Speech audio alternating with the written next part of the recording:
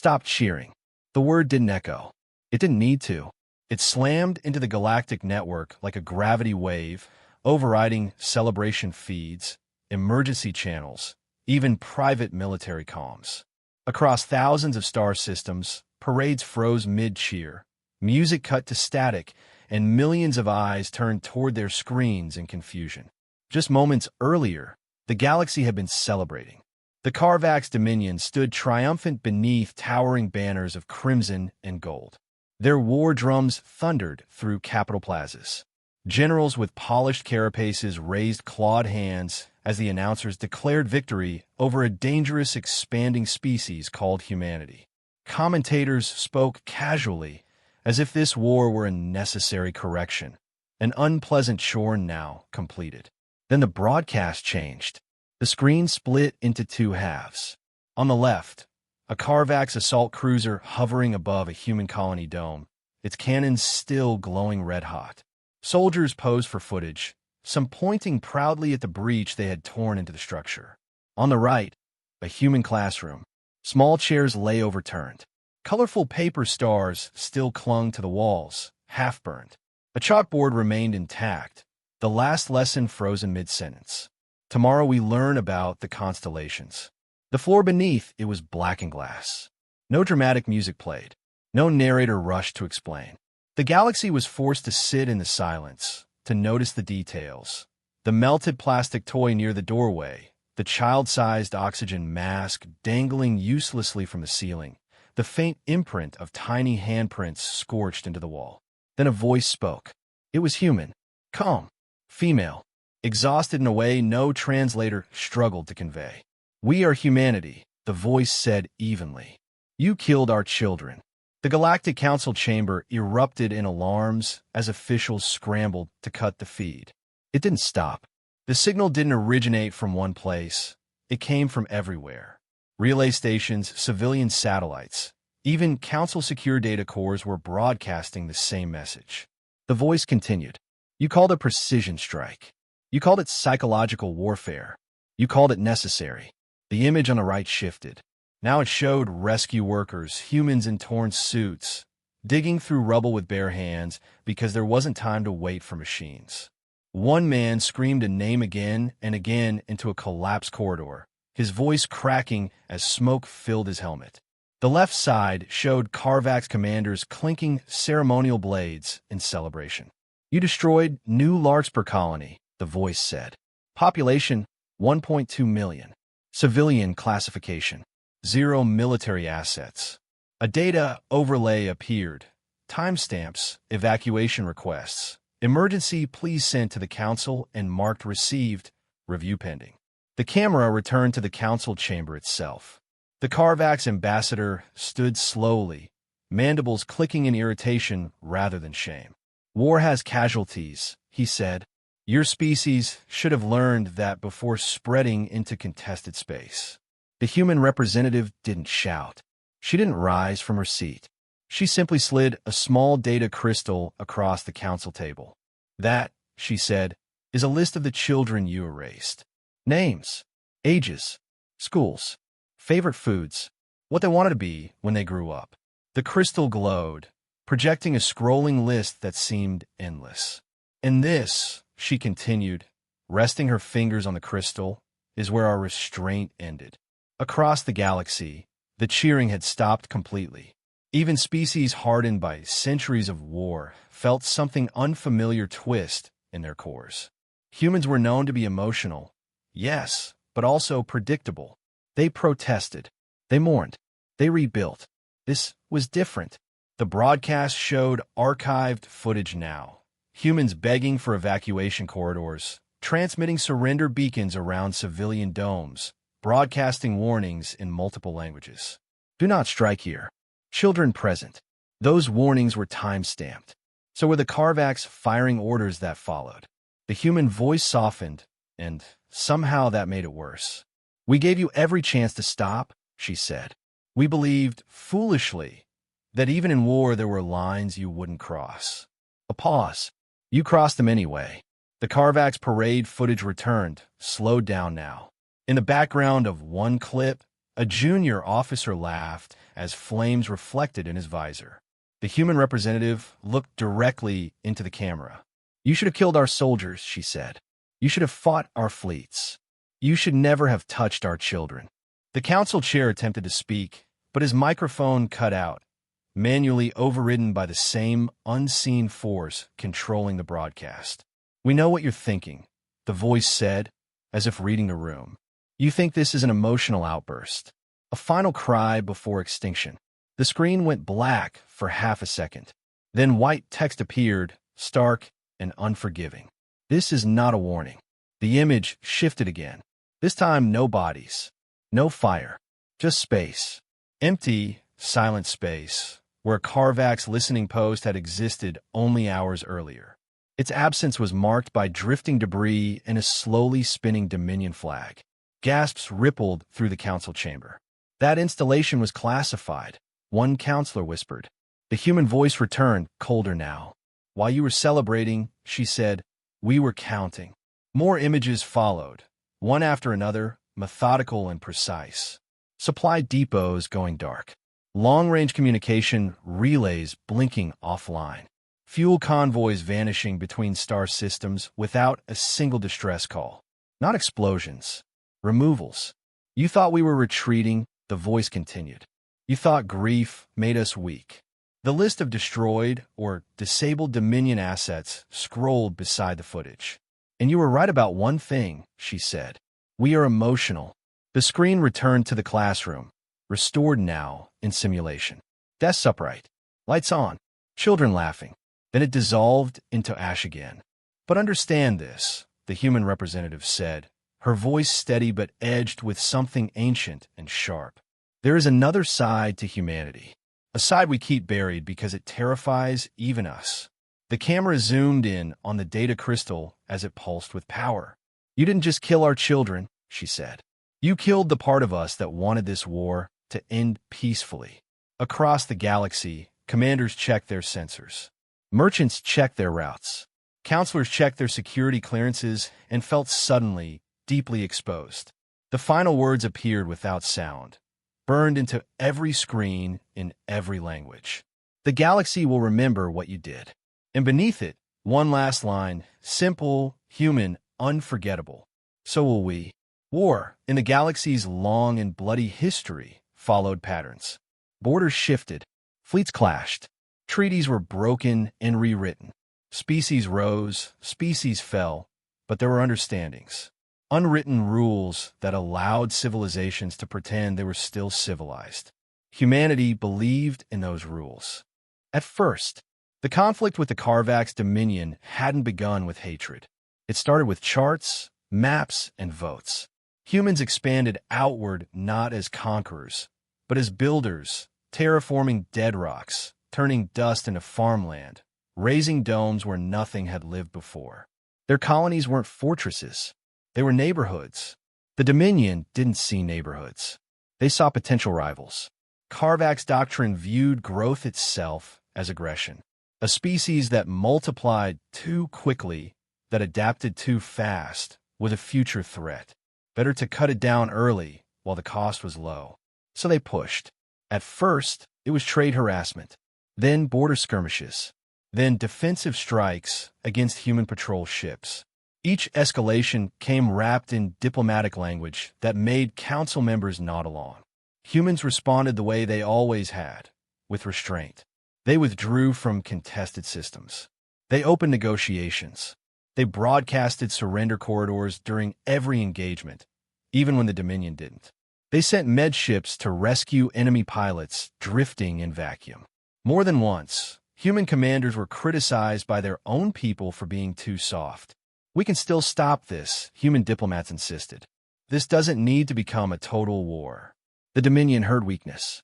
When the colony world New Larkspur sent its first distress signal, it wasn't even labeled urgent, requesting additional patrol presence. Civilian population increasing. Concerned about Dominion fleet movements. The Galactic Council acknowledged receipt. They did nothing. New Larkspur was young, barely 15 standard years old. Its domes gleamed white against a painted sky. Artificial clouds drifting lazily to make children laugh. Schools were still modular. Parks still smelled like fresh soil. It had no shipyards, no weapons factories, no fleet presence, which is why the Dominion chose it. At dawn local time, Carvax bombers emerged from jump space so close to the planet that warning systems barely had time to scream. Their first shots weren't aimed at defenses. They aimed at air. Dome supports failed in cascading fractures. Pressure dropped. Fire followed oxygen. Entire districts suffocated before evacuation protocols could complete. Teachers tried to seal classrooms. Parents ran toward schools instead of shelters. Emergency channels flooded with voices speaking over each other, begging for instructions that never came. Human defense ships arrived 12 minutes too late. 12 minutes. That was all it took. The Dominion recorded everything. Not for strategy, but for morale. Their internal feeds showed slow-motion explosions, screaming civilians, collapsing domes. Officers laughed and tagged the footage with slogans. This is what resistance looks like. Expansion ends here. When the footage leaked, the galaxy reacted with what it always did. Statements. The Council expressed deep concern. Several species called for independent investigation. Trade guilds worried about instability. No one named the act for what it was. A massacre. The Carvax ambassador stood before the council, posture relaxed, confidence radiating from every plated limb. New Larkspur housed logistical infrastructure, he claimed. Civilian casualties were unfortunate but unavoidable. A human delegate slammed evacuation logs onto the table. Those domes were registered as non-combatant zones, she said. You were notified. You confirmed receipt. The ambassador clicked his mandibles in mock sympathy. Then your species should have evacuated faster. That sentence crossed more than a moral line. It crossed a species line. Humans had evolved with something rare in the galaxy, deep parental bonding. Not just to offspring, but to the idea of future. Children weren't merely young citizens. They were continuity. Hope made flesh. And the Dominion had attacked that on purpose. Across human space, morning began quietly. Flags lowered. Names were read. Schools closed for remembrance. But something else happened too.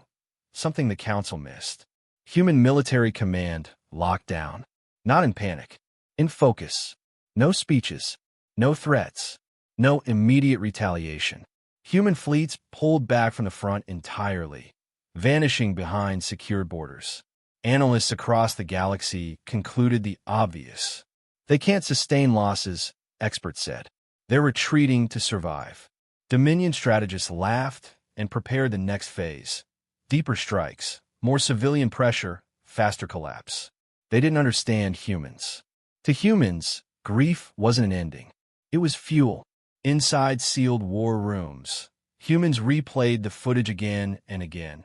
Not to shock themselves, but to memorize it. Every timestamp, every firing angle, every chain of command signature hidden in the data. They stopped asking why the Dominion did it. They started asking how to make sure it never happened again. And not just to them, to anyone. A human admiral summarized it in a single sentence during a closed briefing. That they didn't break us, he said. They taught us. While the galaxy debated resolutions, humanity rewrote doctrine. Old rules were stripped away. Engagement models changed. Ethics were not discarded, but sharpened, focused into something far more dangerous than rage. Precision replaced mercy. Silence replaced negotiation. Memory replaced forgiveness. The Council would later claim they had no warning. That was a lie. They had been warned for years, by history, by precedent, by humanity itself. But when New Larkspur burned, the galaxy chose comfort over courage. And in doing so, it forced humanity to become something new. Something colder. Something the galaxy had never prepared for. For 3 full days after New Larkspur burned, humanity said nothing. No press briefings. No emergency broadcasts. No angry speeches filled with threats. To the rest of the galaxy, the silence felt like surrender. Military analysts filled the void with confident predictions. Human fleets had withdrawn behind their borders. Supply convoys stopped moving. Trade lanes once busy with human traffic went quiet. They're consolidating, One council strategist declared, "They've realized this war is unwinnable." The Carvax Dominion believed it wholeheartedly. Dominion commanders drank to victory. Recruitment surged. Young officers boasted that they had broken humanity in a single decisive blow. The massacre of New Larkspur was taught as proof that terror worked. What no one outside human space understood was that the silence was not hesitation. It was coordination. Humanity didn't argue internally about whether to respond. There were no protests against escalation, no debates about morality. Those questions had already been answered the moment the classroom footage was archived. The discussions were technical now. How do we dismantle a war machine without becoming one? How do we end this so completely that it never happens again? Inside secure human command structures, something unprecedented took place. Military, civilian engineers, historians, psychologists, and even teachers were brought into planning sessions. Not to debate if retaliation was justified, but to define its shape. A senior human analyst framed it simply. If we respond emotionally, they'll adapt. If we respond traditionally, they'll recover. We need to respond in a way that changes how the galaxy thinks about harming children forever. Humanity didn't want revenge. They wanted deterrence burned into history. The first move wasn't an attack. It was disappearance. Without announcement, human fleets faded from known engagement zones. Sensors tracking them returned nothing but static. Dominion intelligence assumed stealth retreat, human ships hiding to preserve remaining strength. Then the first anomaly occurred. A Dominion deep space listening post failed to check in at its scheduled cycle. No alarm was triggered. No explosion registered. The system simply stopped reporting. Maintenance crews were dispatched. They never arrived. Hours later, a patrol cruiser sent to investigate vanished between two jump points. No distress signal. No debris. At first, Dominion Command blamed malfunctions. Then a third installation went dark. Then a fourth, each one located far from the front, in supposedly secure regions of Dominion-controlled space. Panic crept in slowly. Dominion doctrine relied on certainty, knowing where the enemy was, how strong they were, and what they could do. Human silence shattered all three assumptions at once. Worse still, when wreckage was eventually found, it didn't match expectations. Ships weren't blown apart. Weapons were intact. Hulls were breached with surgical precision. Engines were removed, not destroyed but taken. The message was clear. We're not here to make noise. We're here to take things away. The Galactic Council demanded explanations from humanity. They received none. Instead, a phrase appeared across civilian data networks, quietly, without drama. We remember. No threats followed. No manifesto. Just those two words, repeated in hundreds of languages. Behind the scenes, Dominion logistics began to unravel. Fuel depots reported inventory mismatches, entire reserves missing without a single security alarm triggered. Communication relays transmitted perfectly, but received nothing back.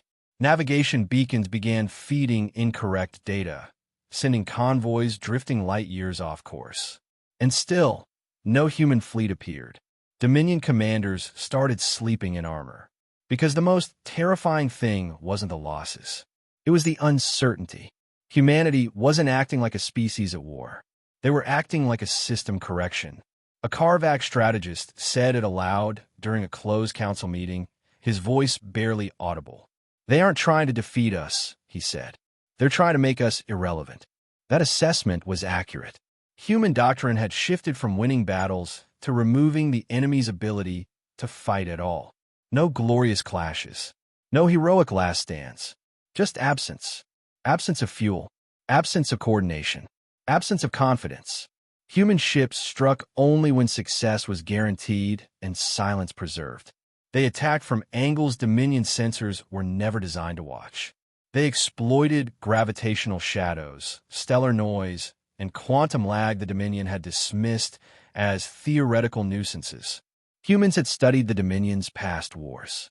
They learned something crucial. The Dominion collapsed not when it lost fleets, but when its commanders stopped trusting their instruments. And that was exactly what was happening. Dominion captains began second-guessing orders. Convoys waited for confirmation that never came. Patrols doubled back, convinced they were being followed. Entire sectors slowed to a crawl. Meanwhile, human civilian life continued. Schools reopened. Memorials were built. Names were carved into stone and light. Children were taught history lessons that ended with a single rule written in every classroom. Never forget what silence can mean. When the Galactic Council finally managed to force a response, they did not receive a speech. They received data. A live feed of Dominion infrastructure status, compiled, organized, undeniable. Supply capacity, 46% offline. Fleet readiness, 31% degraded. Command network integrity, unstable.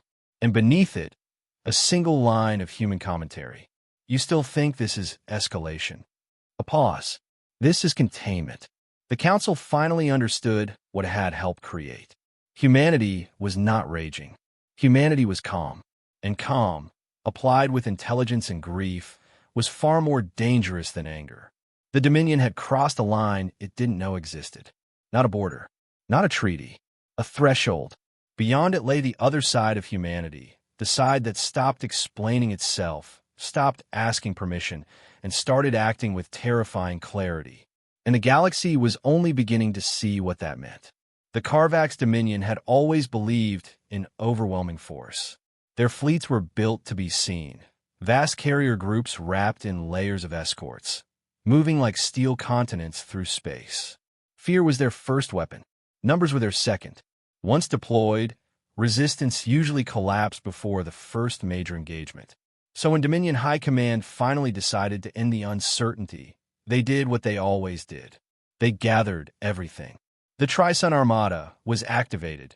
3 massive carrier groups, each centered around a Stellar-class command carrier, supported by hundreds of cruisers, destroyers, and strike wings. It was the largest concentration of Dominion power in a generation. The target was symbolic as much as strategic, a former human frontier corridor, now suspiciously empty. "This ends tonight," the Supreme Fleet Marshal declared. "We crush what remains and remind the galaxy who sets the rules." The Armada jumped together, and space welcomed them with silence. The region they entered was known as the Black Orchard, a graveyard of dead stars and fractured gravity wells. Navigation was difficult, but manageable.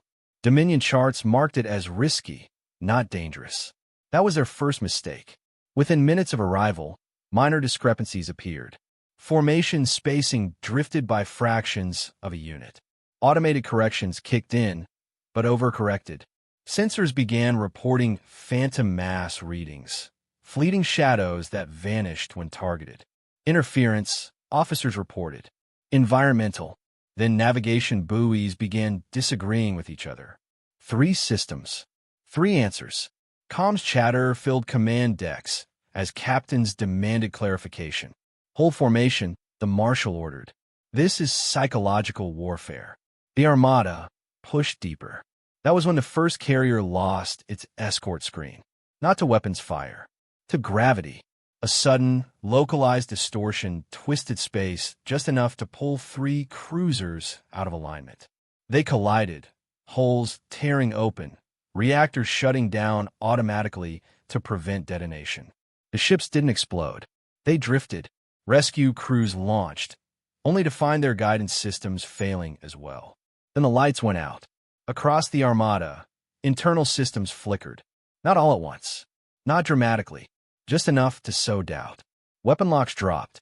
Targeting solutions failed to finalize. AI assistants returned error states they'd never displayed before. And still, no enemy appeared. Panic doesn't arrive loudly. It arrives as hesitation. Commanders began requesting confirmation for every order. Junior officers delayed actions by seconds, then minutes. Strike wings remained grounded, waiting for green lights that never stabilized. The Dominion's greatest strength, tight coordination, was unraveling. Then, finally, the humans appeared, not as a fleet, as absence given shape. Small contacts emerged on the edge of sensors, too weak to classify, too scattered to engage. When targeted, they vanished. When ignored, they reappeared somewhere else. Drones, probes, ghost beacons. The Armada fired. Thousands of energy bolts tore through empty space, lighting the black orchard with artificial suns. They hit nothing. Each volley drained power reserves. Each miss shot deep into fear. Human strikes came quietly. A carrier's launch bay doors opened and never closed again, frozen mid-cycle as internal pressure vented in a vacuum. Fighter squadrons died before engines ignited. On another carrier, command decks lost gravity. Officers slammed into ceilings as consoles shorted. Emergency bulkheads sealed, isolating leadership from the rest of the ship. Humans weren't destroying vessels. They were paralyzing them. "Where are they?" the fleet marshal demanded. The answer came not from sensors, but from an open channel.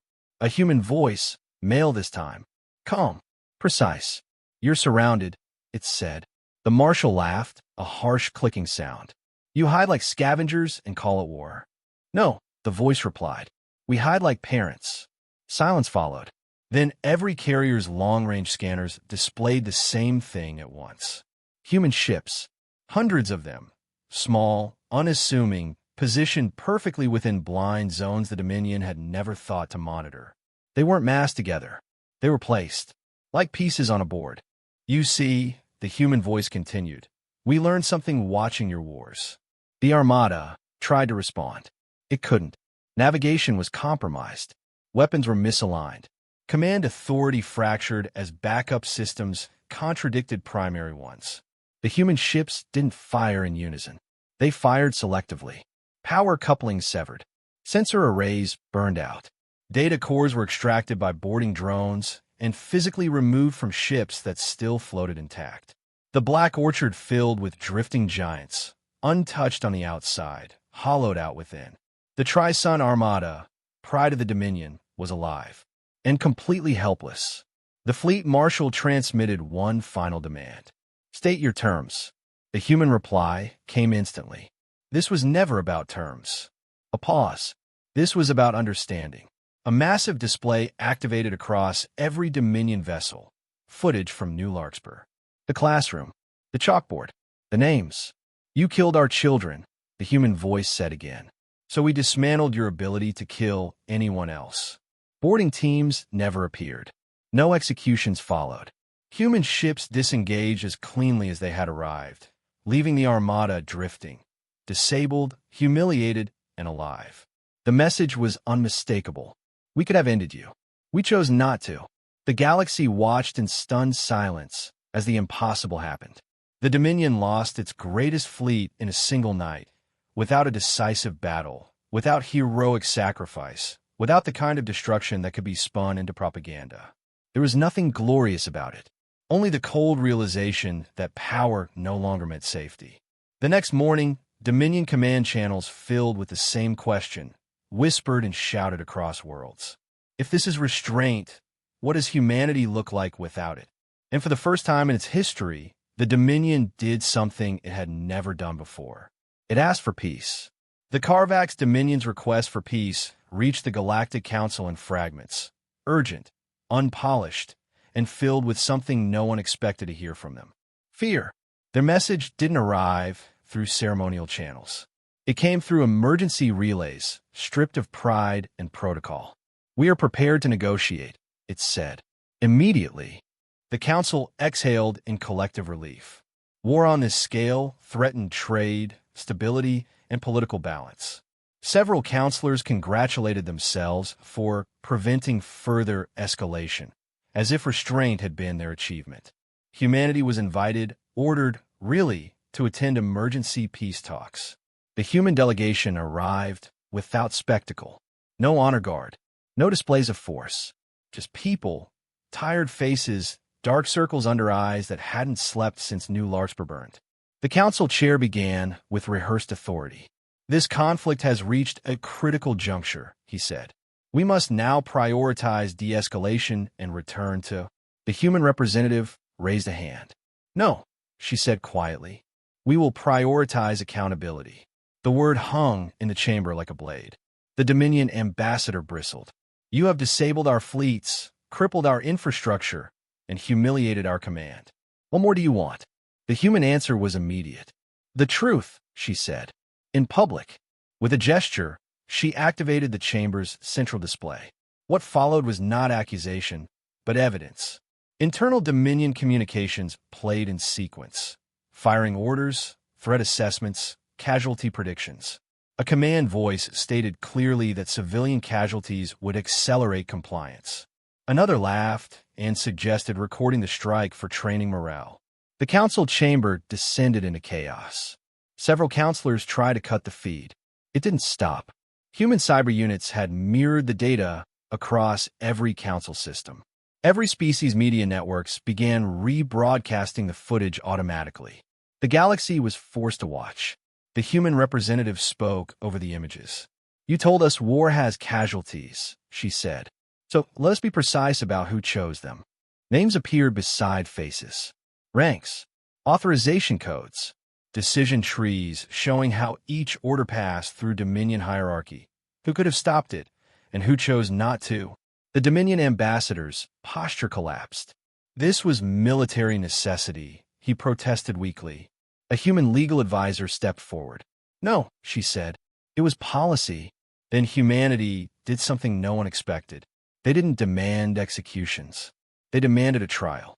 Not a symbolic one, a real one, under a newly proposed interstellar statute drafted by human jurists and released publicly before the council could object. It was called the Child Shield Accord. The statute was simple, brutally clear. Any deliberate strike on non-combatant shelters, schools, hospitals, or evacuation corridors would be considered a crime against all sentient species, not just the victim. No political exceptions. No wartime loopholes. No retroactive immunity. The council erupted in protest. This undermines sovereignty. This sets a dangerous precedent. Humanity didn't argue. They simply released a list of species already signing on, quietly, urgently, terrified that one day their children might be next. Public pressure became unstoppable. To reject the accord was to admit that children were acceptable targets. The council had no moral ground left to stand on. The trial began within the standard week. For the first time in galactic history, Dominion leaders, generals, strategists, and political architects stood restrained before a mixed-species tribunal. Evidence was projected in full. No redactions, no closed sessions, and humanity insisted on one condition. The names of the children from New Larkspur would be read aloud before sentencing. Not as a performance, as a reminder. The tribunal sessions were broadcast live across the galaxy. Viewership shattered every record. Even war-hardened species watched in stunned silence as the consequences of policy were laid bare. One by one, Dominion officials attempted justification. We followed doctrine. We obeyed orders. We assumed the council would intervene. The human presiding judge responded to each the same way. You assumed wrong. When verdicts were delivered, there was no celebration. There was relief. Sentences were handed down, lifelong confinement, removal from power, permanent exclusion from military or political authority. No executions. No cruelty. Just certainty. The Dominion, stripped of leadership and fleet, signed unconditional surrender shortly after. The council tried to frame it as a return to peace. Humanity corrected them. This is not peace, the human representative said during the final session. This is a warning. She gestured to the Child Shield Accord now ratified by a majority of the galaxy. You wanted stability, she said. This is what it costs. The chamber fell silent. The galaxy had expected humans to become monsters. Instead, they became something far more dangerous. They made morality enforceable, and that frightened everyone. The galaxy expected humanity to celebrate when the Dominion signed surrender. It didn't. There were no victory parades on human worlds. No triumphant broadcasts with marching music and flags. No generals posing beside captured ships. Even a human news anchor spoke softly, as if loud voices might disturb something sacred. Because in human space, the war had never been about territory. It had always been about a classroom that turned to ash.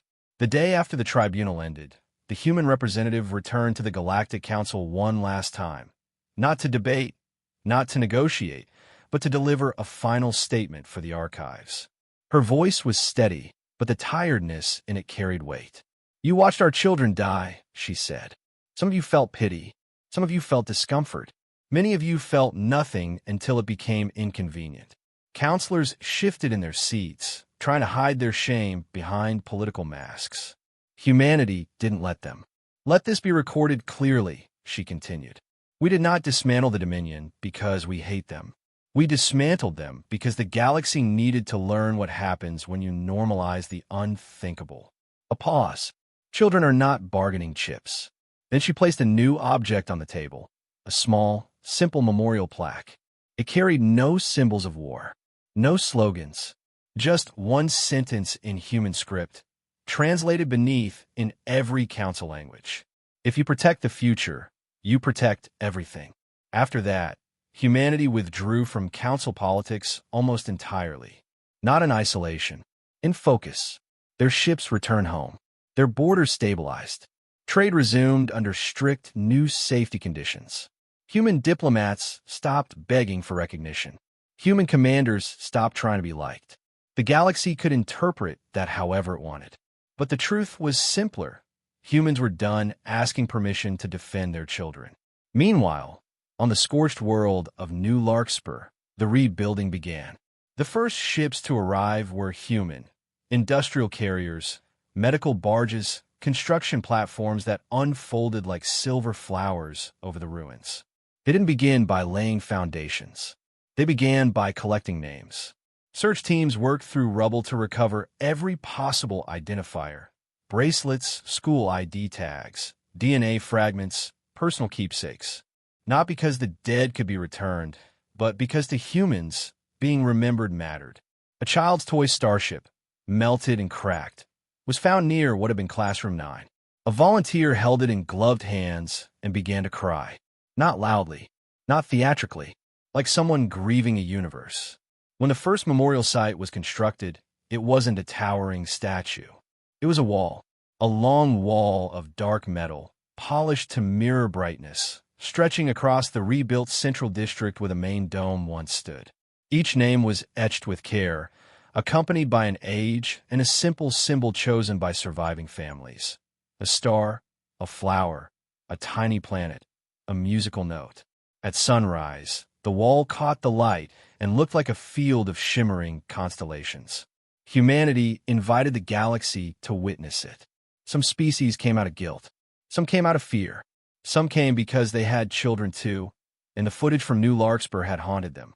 Even a few counselors arrived in silence, no cameras allowed, and stood there staring at names that never grew old. Then something unexpected happened.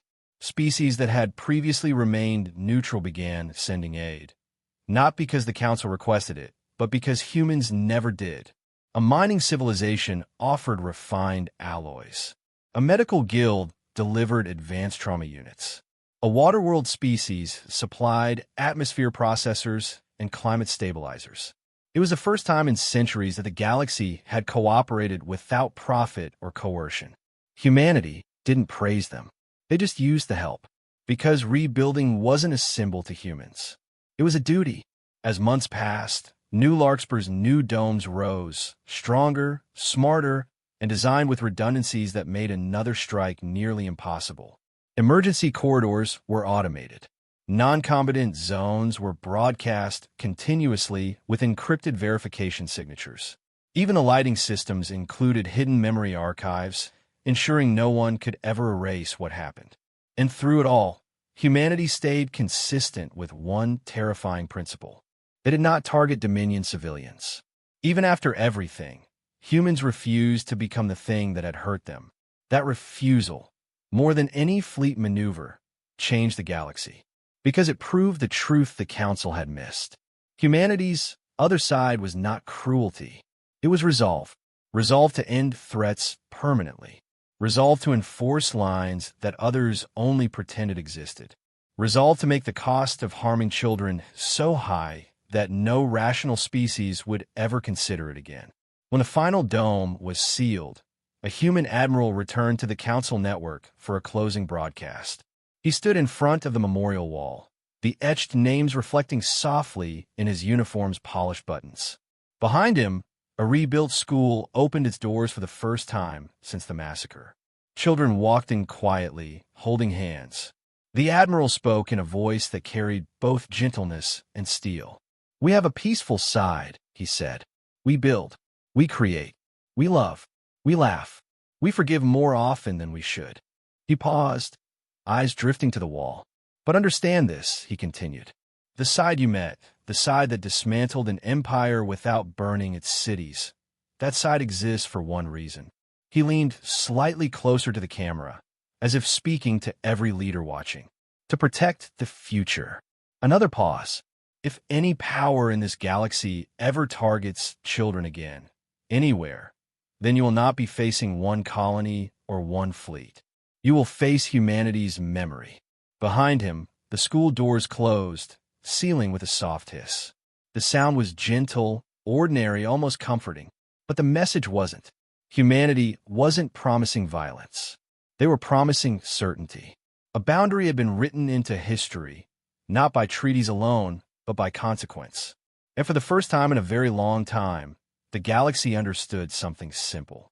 Some lines are not negotiable. Because when you kill a species' children, you don't just start a war. You awaken the other side of them. And that side does not forget.